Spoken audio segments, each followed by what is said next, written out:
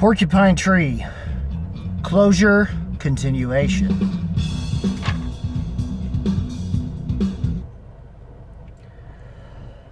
Okay.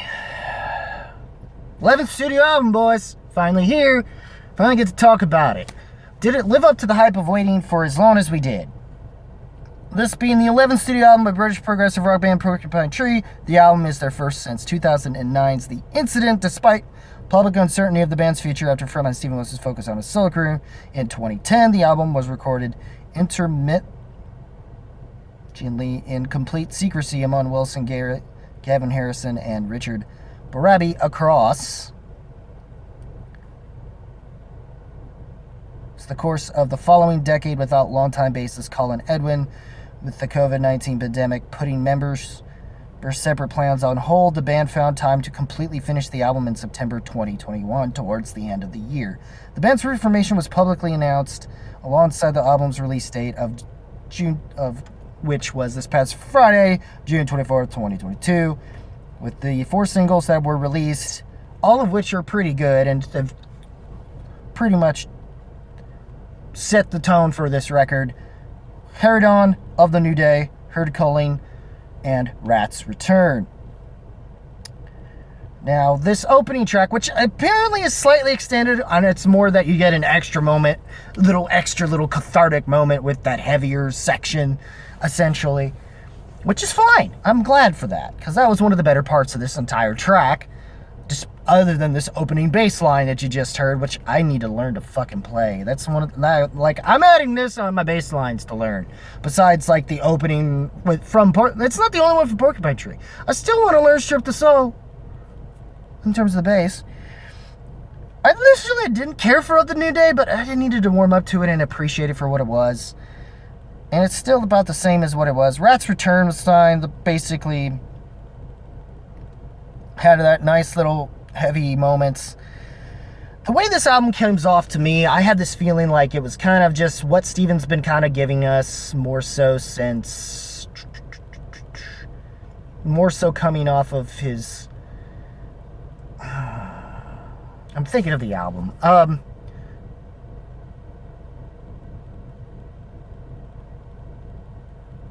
Something Raven.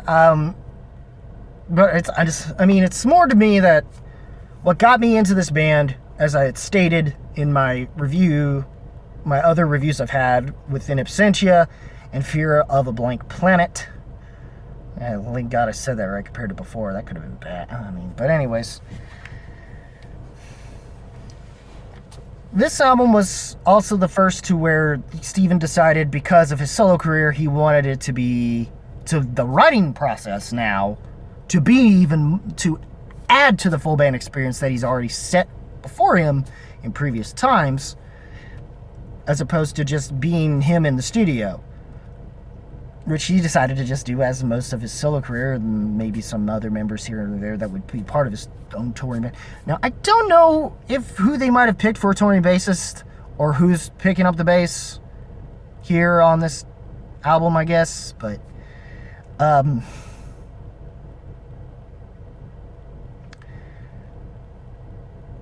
yeah,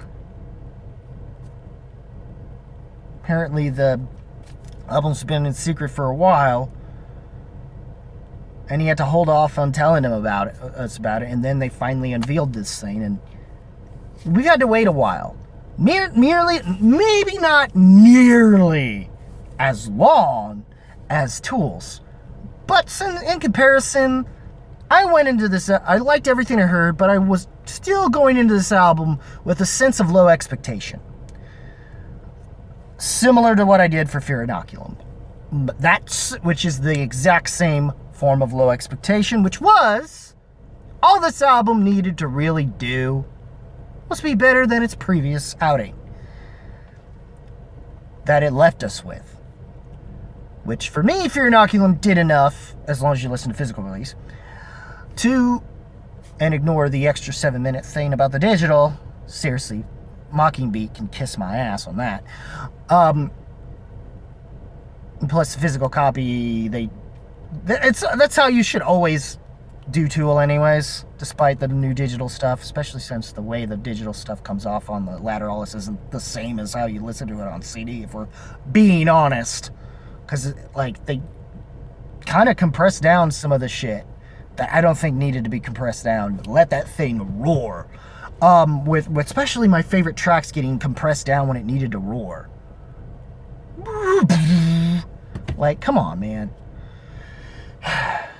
But that's not what we're talking about. We're talking about a Porcupine Tree record, and all they had to do was be better than The Incident, for me. Which, luckily, having finally heard the very first album, even The Incident was better than that. So, they had to even be better than that thing, and they haven't.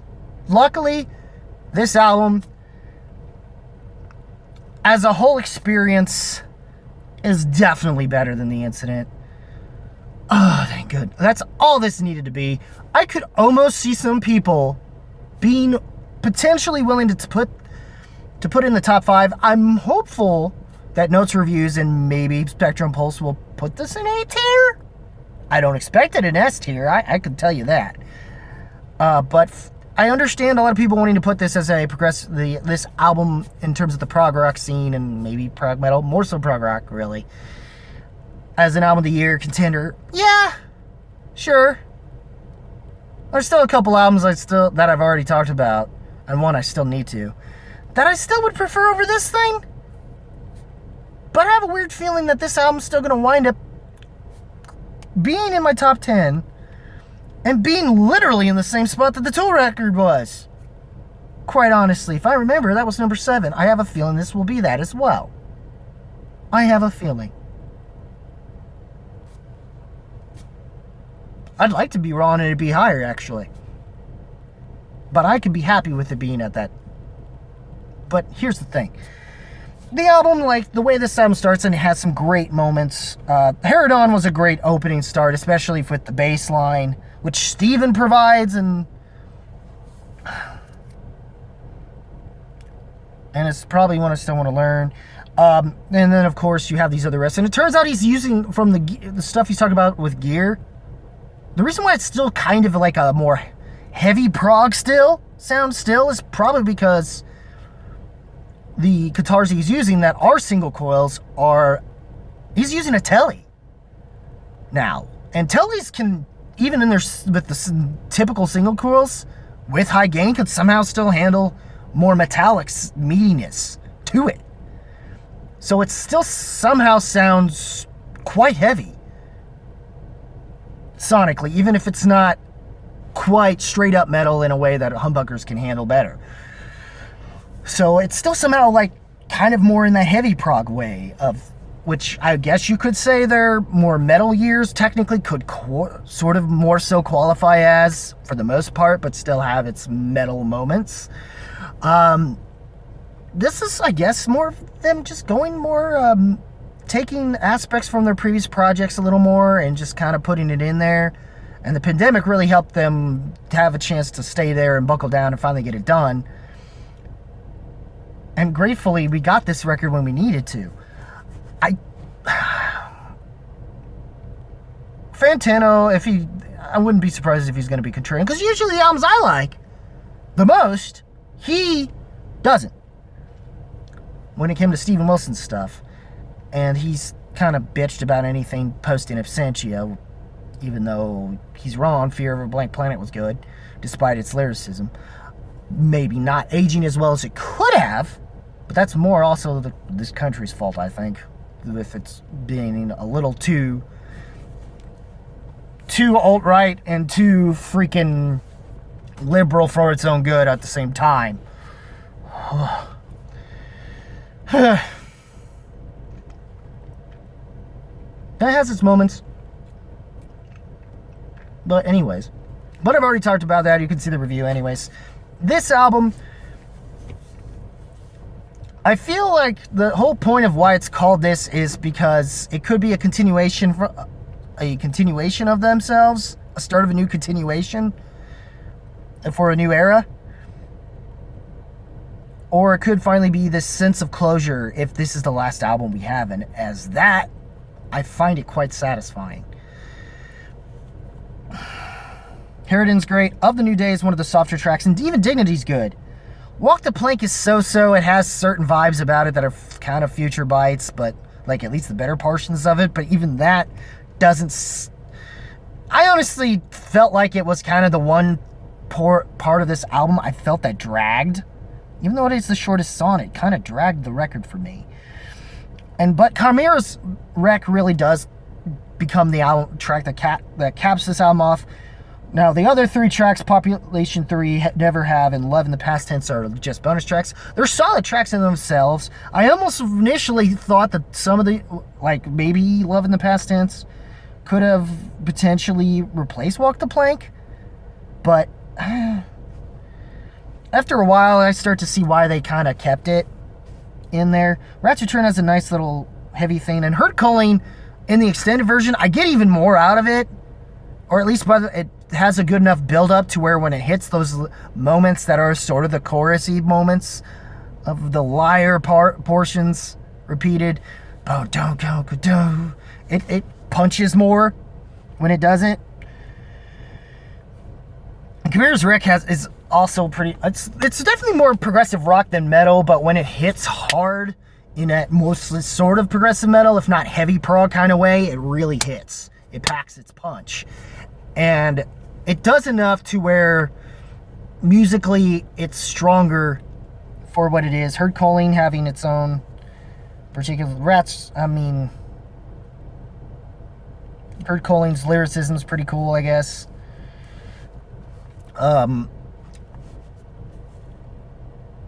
Or for me, mostly it was just more the way the music was going to flow for me than I guess their lyricism, since there wasn't no concept. I wasn't too worried about it personally, and maybe the lyricism might change my opinion, but I still think this could make my top 5 for their albums for me personally. But I wouldn't but I'd still rather recommend the albums I have reviewed, In Absentia and Fear of a Blank Planet, over this. Maybe even Lightbulb Sun over this. I can't think if I would... I don't know if I'd really put Dead Wing over this or not. I might put up the Downstairs and the record that followed that above it, maybe. But I'm starting to debate on whether or not that album above it might go down a bit, and this album might... I don't know.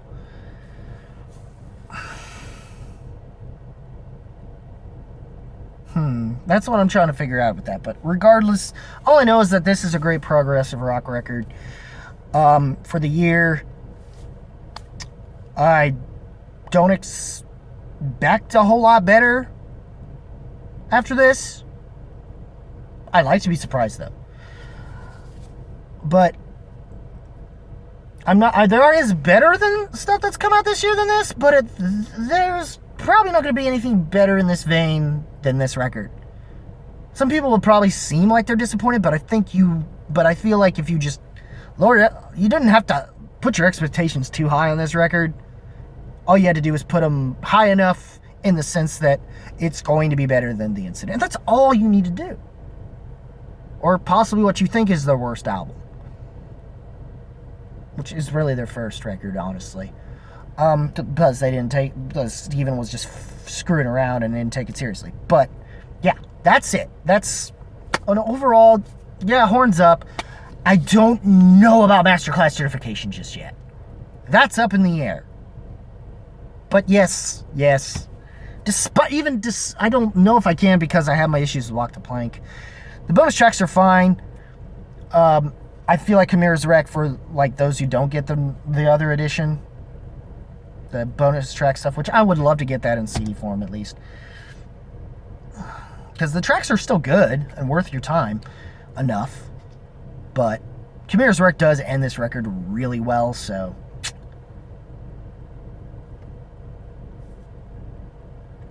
and overall, I enjoyed this record. I was happy. I was satisfied. That's all I really wanted from them. I get some people were like, nothing else. I get that there's going to be some people that are looking nothing else, and it's like, shut up. You're too prog snobby. Stop it. This album is enjoyable. I could put it up as one of the better recommendations. Heck, I'm hoping that those two put it at A tier. I feel it deserves it. Personally, I'm not going to be too mad if they put it at like a high B tier. If this is like low A, it's fine. I like it. It rocks. Rocks. Like it should. A progressive rock album should rock. It has rock in the title. It needs to. And show some progress. And in a way it kind of does, I guess. Or at least it shows a sense of progress in comparison to, in the sense of closure and satisfaction. Portion continuation, I don't know yet. We'll see what they do next if they decide to. And if they do, please be at least as good as this, if not better. I'll accept that.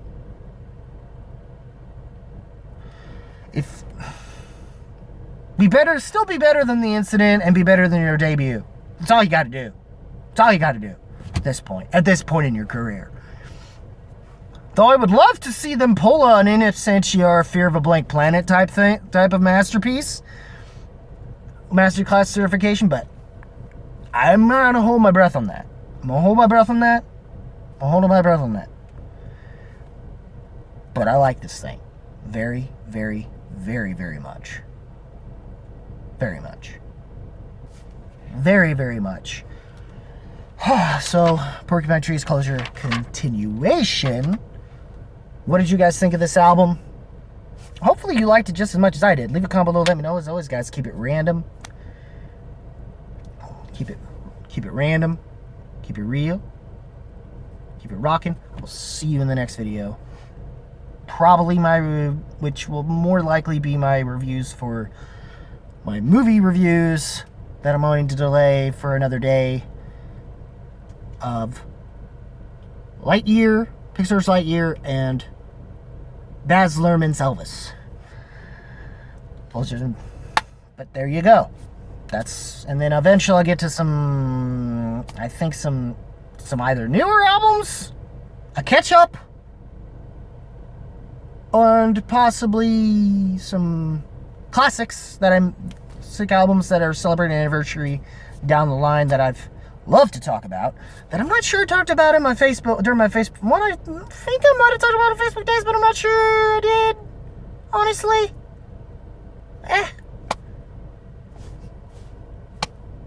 But anyways, if you like this video, rock that like button with just if you must. As always, guys, keep it random, keep it real, keep it rocking, and I'll see you next video. Take care, y'all.